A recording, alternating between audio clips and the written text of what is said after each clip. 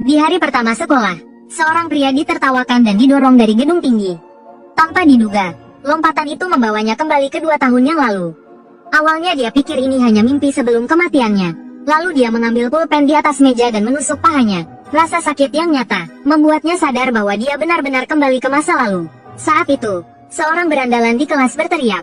Lalu dia mulai menindas teman-teman sekelasnya. Dan di kehidupan sebelumnya, saya menjadi target mereka. Karena ikut campur dalam penindasan ini, saya merasa bimbang. Haruskah saya menghindari masalah atau membalas dendam? Lalu saya membuat keputusan dan berjalan ke arah berandalan itu. Si rambut kuning melihat ada kejutan tersembunyi. Tiba-tiba dia tertarik pada saya. Saya menatap matanya dan memintanya berhenti menyakiti teman-teman sekelas. Tapi si rambut kuning sudah terbiasa bersikap arogan. Sambil tersenyum, dia balik bertanya apakah saya mencari mati. Saya langsung meninju wajahnya dengan keras. Park Min-chul terkejut karena pukulan saya. Dia tidak tahu apa salahnya. Tapi saya berbeda. Saya sudah lama menunggu momen ini. Di kehidupan sebelumnya, saya tidak mendengarkan teman saya dan mencoba menghentikan Park Min-chul. Sejak saat itu, hidup saya seperti di neraka. Saya dipaksa bermain game untuk mereka siang dan malam. Tapi sekarang saya bisa dengan mudah melukai Park Min-chul. Teman-teman sekelas saya terkejut melihatnya. Lalu saya menjambak rambut Park Min-chul. Asteris bang, asteris. Saya membenturkan kepalanya ke meja. Lalu saya memukulnya beberapa kali. Tapi setelah saya berhenti, Park Min-chul masih memaki saya. Saya berbalik dan berlari kembali, dan menendang wajahnya dengan keras. Tiba-tiba sebuah bangku dilemparkan ke arah saya. Saya menoleh, dan melihat anggota geng Park Min-chul. Saya memberi isyarat, jika mereka ingin berkelahi, ayo maju bersama. Jung Min-ho, ketua geng, sangat hati-hati. Dia tahu memukul Park Min-chul akan membuat mereka marah. Sepertinya orang ini gila atau punya backingan. Lalu dia menyuruh Kang Chang-seok, petarung terbaik mereka, untuk menguji saya. Saya tidak takut dengan Kang Chang-seok. Saya sudah punya cara untuk menghadapinya. Saat kami akan bertarung, seorang teman sekelas berteriak bahwa guru datang. Mereka terpaksa pergi, dan menyuruh saya menunggu pembalasan mereka. Saat pelajaran berlangsung, Park Min-chul memikirkan kejadian tadi. Wajahnya sudah bengkak karena pukulan saya. Dia hanya ingat pukulan pertama saya. Setelah itu, dia tidak ingat apa-apa lagi. Hanya merasakan pukulan bertubi-tubi di wajahnya. Lalu dia melotot ke arah saya, dan berencana mengeroyok saya bersama teman-temannya. Dari penampilan saya, dia pikir saya orang yang sok benar dan pemberani. Di sisi lain, Jung Min-ho dan teman-temannya membicarakan saya. Kim Hyun-sung itu membuat kita malu hari ini. Kita harus membalasnya. Jung Min-ho sudah punya rencana. Berencana menghabisiku saat sepi, lalu tertawa jahat. Dia akan membuat semua orang yang memandangnya dengan sombong membayar harga. Kang Chang-seok di sampingnya juga menimpali, ingin mencabik-cabikku. Saat itu bel pulang berbunyi. Guru berbalik dan meninggalkan kelas. Park Min-chul tiba-tiba berdiri dan memaki. Kim Hyun-sung, bajingan kau mati. Tapi dia tertegun setelah selesai bicara. Karena aku lebih cepat darinya. Menendang wajahnya lebih dulu, lalu menjambak rambutnya. Apakah ada urusan yang belum selesai di antara kita? Saat ini, Park Min-chul benar-benar tercengang. Dia tidak hanya tidak kabur, malah memukulku duluan. Jung Min-ho juga setelah bel pulang, membawa orang ke kelasku. Ketika melihat banyak orang berkumpul di depan kelas untuk menonton, wajahnya langsung muram, seolah-olah sudah tahu apa yang terjadi di dalam. Segera bergegas ke pintu kelas untuk memeriksa situasi di dalam. Ketika aku melihat mereka datang, aku bahkan menyapa mereka dengan penuh minat. Maaf sekali, anak buahmu ini sepertinya sangat dibenci. Aku akan membantu kalian menghajarnya. Kang Chang-seok meraung dan langsung menerjangku. Aku dengan cepat mengambil gembok di pintu. Duk, langsung memukul kepalanya, menjambak rambut Kang Chang-seok dengan satu tangan, dan tangan lainnya memukul keras bagian belakang kepalanya. Dia kubanting ke lantai seperti anjing mati. Adegan ini membuat Jung Min-ho dan yang lainnya berkeringat dingin. Bahkan mereka belum pernah melihat cara bertarung yang begitu brutal. Lalu aku melempar gembok di tanganku, membungkuk dan dengan cepat menerjang Jo Yang Tae di samping. Aku harus sebelum mereka bereaksi, putuskan alur pikiran mereka dengan beberapa pukulan.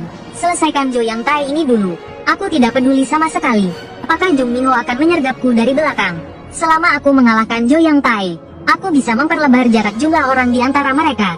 Setelah mengalahkan 3 orang berturut-turut, staminaku jelas tidak bisa mengimbangi konsumsinya. Lalu aku menoleh ke arah Jung Min-ho. Aku harus menjaga momentumnya. Mata Jung Min-ho menunjukkan ketakutan. Tidak menyangka aku akan bertarung dengan begitu nekat.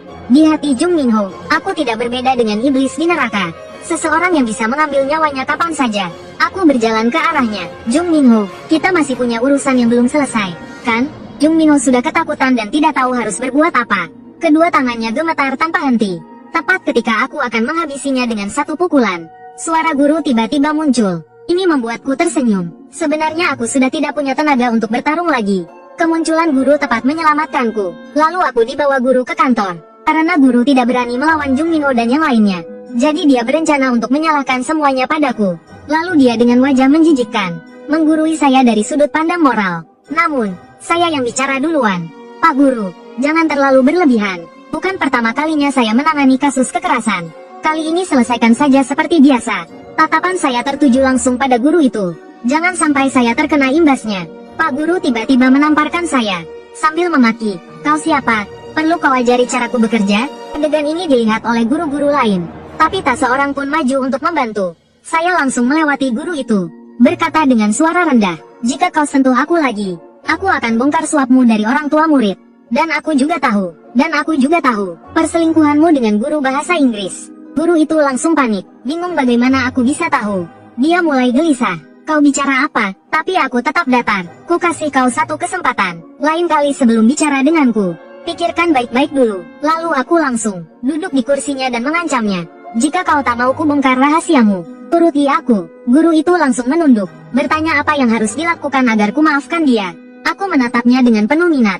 Aku hanya ingin kau tak ikut campur urusan murid.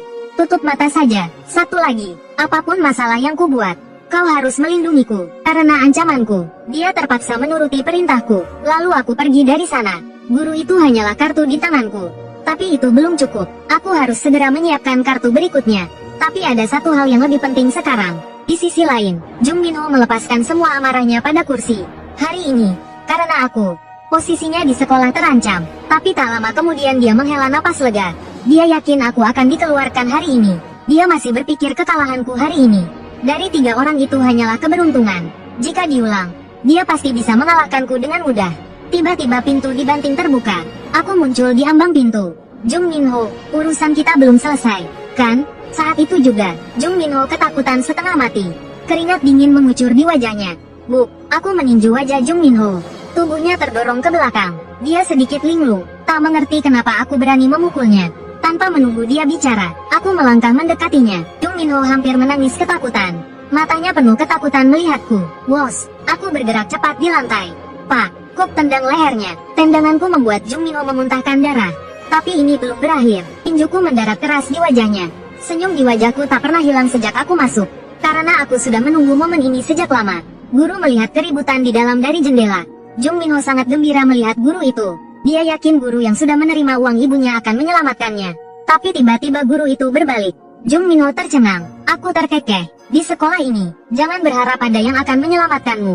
Di sisi lain, guru itu gemetar ketakutan di kantornya. Karena masalah yang kubuat kali ini benar-benar di luar kemampuannya. Sudah ada beberapa siswa yang dikirim ke rumah sakit. Guru itu tahu kebiasaan sekolah. Pastinya mereka tidak ingin masalah ini menjadi besar. Jadi sekolah akan turun tangan dan menghukumku dengan berat. Tapi yang paling ditakuti guru itu adalah orang tua Jung Minho. Untuk urusan yang berkaitan dengan putra mereka, sebagian besar fasilitas sekolah dibangun dengan dana dari pasangan ini. Memikirkan bahwa dia tidak mampu menyinggung kedua pihak, dia sangat ketakutan. Guru itu tidak mau menyerah. Dia terus memikirkan cara. Tiba-tiba dia ingat aku belum menyentuh Jung Minho dan langsung melihat harapan. Dia tiba-tiba berdiri. Selama dia menghentikanku menyentuh Jung Minho, maka orang tua Jung Minho tidak akan ikut campur dalam masalah ini. Tapi ketika dia sampai di depan kelas Jung Minho, dia tidak percaya apa yang dilihatnya. Saat itu, dia merasa langit akan runtuh. Masalahnya sudah benar-benar membesar. Dia melihatku memukuli wajah Jung Minho berulang kali. Wajah Jung Minho sudah kubuat babak belur. Tapi matanya masih menatap ke arah guru. Guru itu langsung memalingkan muka. Aish, peduli setan dengan orang tua Jung Minho. Jika hubungannya dengan guru bahasa Inggris terbongkar, hidupnya akan hancur. Di dalam kelas, saat aku hendak menamparkan Jung Minho lagi, ekspresiku tiba-tiba berubah. Mereka hanya segini saja. Tapi aku dibully selama 2 tahun. Setelah membuliku, mereka sering bilang, aku dibully karena aku terlalu lemah. Tapi Jung Minho di depanku ini hanya gemetar ketakutan setelah kupukul beberapa kali. Dia gemetar ketakutan. Klep, ku lepaskan rambut Jung Minho dengan tatapan dingin. Aku pergi dari sana. Siswa-siswa di belakangku tertegun oleh auraku. Aku kembali ke tempat dudukku dan menghela nafas lega. Kulirik Jung Minho di belakangku. Sampah, gumamku. Aku tahu betul, kalau aku tidak menyentuh Jung Minho, dia tidak akan kenapa-napa. Tapi Tuhan memberiku kesempatan untuk kembali ke 2 tahun yang lalu. Ini bukan berarti aku bisa menghindari perundungan dan hidup tenang. Ini baru permulaan. Lihat saja bagaimana sekolah akan menghukumku dengan berat. Di tempat lain, kepala sekolah mengadakan rapat darurat. Kepala sekolah Cheonil, Oh Daehuan, memarahiku habis-habisan. Guru-guru lain tidak keberatan, dan semuanya setuju. Lalu, guru bahasa Inggris, Lee Min-yong, juga setuju dengan kepala sekolah, dan mendukung pemecatanku. Kim Hyun-sung, guru di sampingnya terkejut, dan memberi isyarat agar guru bahasa Inggris tidak ikut campur. Guru bahasa Inggris tampak bingung, dan tidak tahu apa salahnya. Ini membuat guru itu panik. Jika dia tidak ingin hubungan mereka terungkap, dia harus mati-matian membelaku. Lalu dia melirik ke arahku, tapi aku tidak menanggapi tatapannya, memberi isyarat agar dia mengurusnya sendiri. Lalu guru itu mulai membelaku. Meskipun Kim Hyun-sung bersalah, akar masalahnya adalah Jong Min-ho dan kelompoknya. Kepala sekolah menoleh dan bertanya apa maksudnya. Maksud tersiratnya adalah, mengapa dia membela Kim Hyun-sung? Guru itu, di bawah tekanan, melanjutkan, Jong Min-ho dan kelompoknya adalah penyebab utamanya. Perilaku mereka yang terus-menerus merundung dan menindas siswa lain, membuat Kim Hyun-sung tidak tahan, dan akhirnya menyebabkan insiden ini. Jika Kim Hyun-sung dikeluarkan, itu berarti melanggar tugas seorang guru. Kepala sekolah mendengarkan dengan tatapan tajam. Tapi kita tetap harus menghukumnya, kan? Guru itu masih ingin membela, tetapi dipotong oleh bentakan kepala sekolah. Orang tua Jong Min-ho tidak akan membiarkan hal ini begitu saja. Jadi dia harus mengorbankan Kim Hyun-sung untuk meredakan amarah mereka, untuk menjadikan SMA Cheonil sebagai universitas bergengsi. Kita harus menjaga hubungan dengan orang-orang yang berpengaruh. Lalu dia memutuskan untuk mengadakan komite disiplin seminggu kemudian. Dan satu hal lagi, Kim Hyun-sung akan diskors sebelum sidang. Aku tersenyum kecut. Aku sudah menduga ini akan terjadi. Lalu aku berdiri, dan mengatakan bahwa aku akan menerima keputusan sekolah tanpa syarat.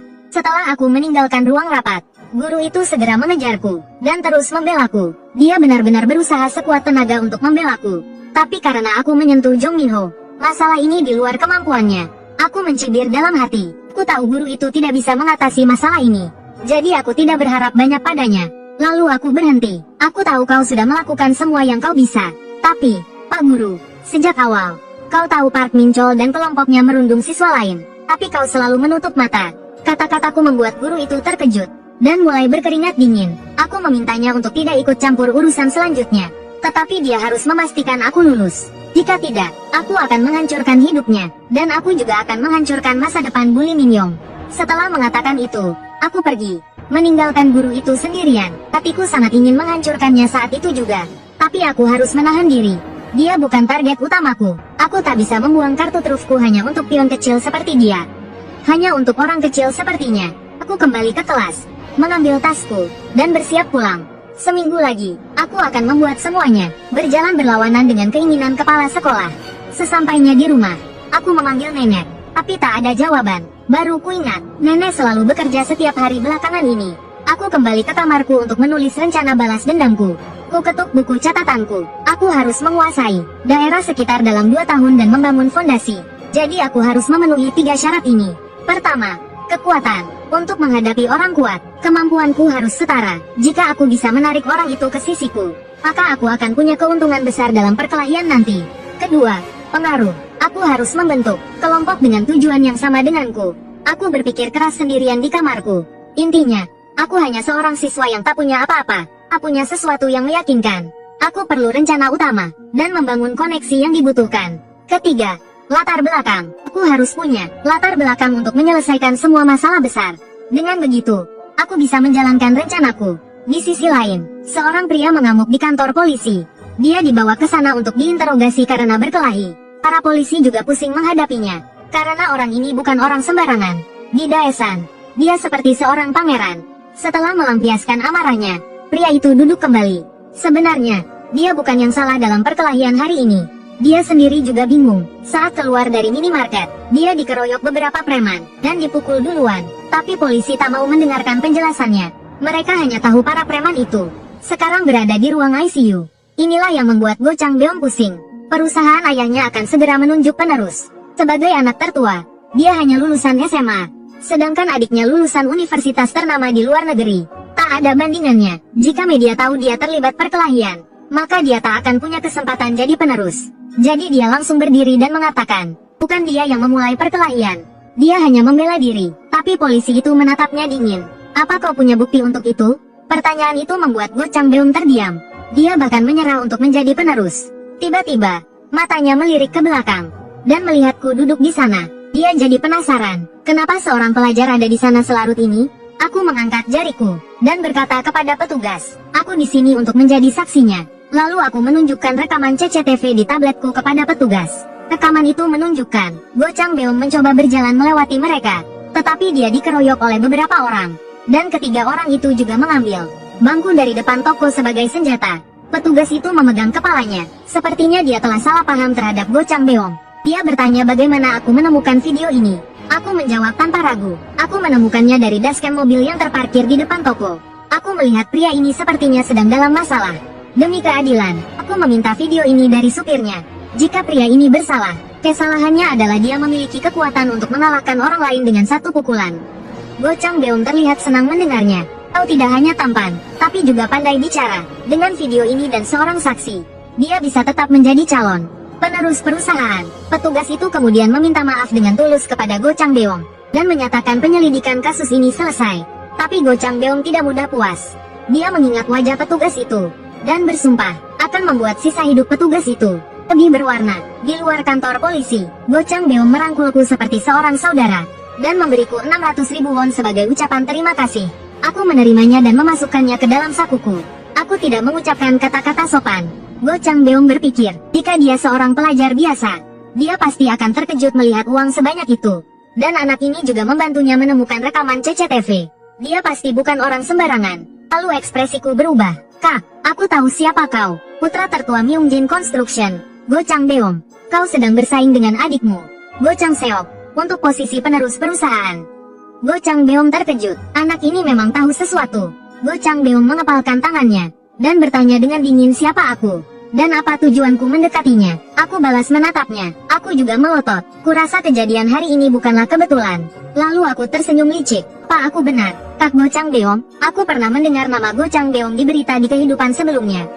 Karena dia juga, aku ingat beberapa hal tentang Myungjin Construction. Jika kau percaya padaku, berikan aku 1 jam. Aku yakin kau tidak akan rugi. Go Chang Beom jelas terlihat tidak percaya, dan sedikit marah. Lalu aku menekankan ucapanku, dan menunjuknya dengan jariku. Maksudku, kau, Go Chang Beom, tidak akan rugi dalam hidupmu. Kemudian, kami berdua pergi ke kedai kopi terdekat. Aku menunjukkan video asli rekaman CCTV kepadanya. Kupikir paruh kedua video sudah cukup untuk membuktikan dia tidak bersalah. Jadi, aku tidak memberikan paruh pertama video kepada paman. Jadi sekarang, setelah Go Chang Beom melihat paruh pertama video, dia seharusnya tidak meragukan kata-kataku. 30 menit sebelum kejadian, ketiga preman itu sudah menunggu di depan toko. Saat Go Chang Beom keluar, tanpa basa-basi mereka langsung mengganggunya. Jelas mereka sengaja mencari gara-gara. Duh, aku membanting cangkir kopiku ke meja, dan berkata terus terang kepadanya. Semua ini adalah ulah adikmu tersayang di belakang layar. Setelah aku bicara, suasana di sekitar langsung berubah. Go Chang Beom tidak percaya adiknya akan melakukan hal menjijikkan seperti itu. Jadi dia menatap mataku, dan bertanya apa yang ingin kukatakan. Tatapanku menajam. Kukatakan, aku ingin membantumu naik ke posisi direktur utama. Sebenarnya, aku juga gugup, karena Go Chang Beom ini tidak terlalu ambisius terhadap kekuasaan.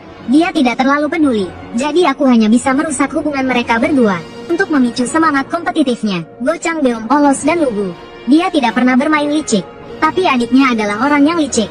Dia akan melakukan apa saja untuk mencapai tujuannya. Ayah mereka adalah veteran bisnis, dan tidak akan peduli dengan persaingan kedua putranya. Jadi di kehidupan sebelumnya, setelah Go Chang Beom tahu dia telah dikhianati adiknya, dia memukulnya dengan marah. Kekuatan pukulan itu langsung membuat Go Chang Seok lumpuh, dan dia diusir dari rumah oleh ayahnya. Akhirnya, Myungjin Construction memilih seseorang di luar keluarga untuk mengambil alih perusahaan. Mendengar ini, Go Chang Beom tiba-tiba tertawa. Dia mengejekku. Seorang pelajar, bagaimana mungkin bisa membantunya menjadi direktur utama? Tapi kata-kataku selanjutnya membuatnya terkejut. Tidakkah kau merasa aneh? Konspirasi sederhana seperti ini bahkan bisa kubongkar. Seorang pelajar, tetapi orang-orang di sekitarmu hanya mengucapkan kata-kata manis. Bukankah itu sudah jelas? Karena orang-orang di sekitarmu semuanya adalah anak buah adikmu. Jadi, aku memohon kepada Go Chang Beom untuk memberiku kesempatan. Kesempatan untuk membangun kepercayaan di antara kami. Tatapan Go Chang Beom menjadi serius. Dia berpikir bahwa dia tidak boleh meremehkan anak muda di depannya ini. Lalu dia pergi ke pintu untuk merokok.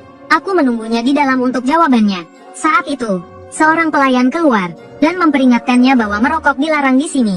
Lalu Go Changbeom dengan sabar berkata kepadanya, "Sepertinya kau tidak ingin tokomu buka di sini lagi, ya?" Pelayan itu terkejut. Dia tidak ingin kehilangan pekerjaannya. Tentu saja aku juga melihat kejadian ini. Go Changbeom terlahir sebagai putra tertua Myeongjin Construction.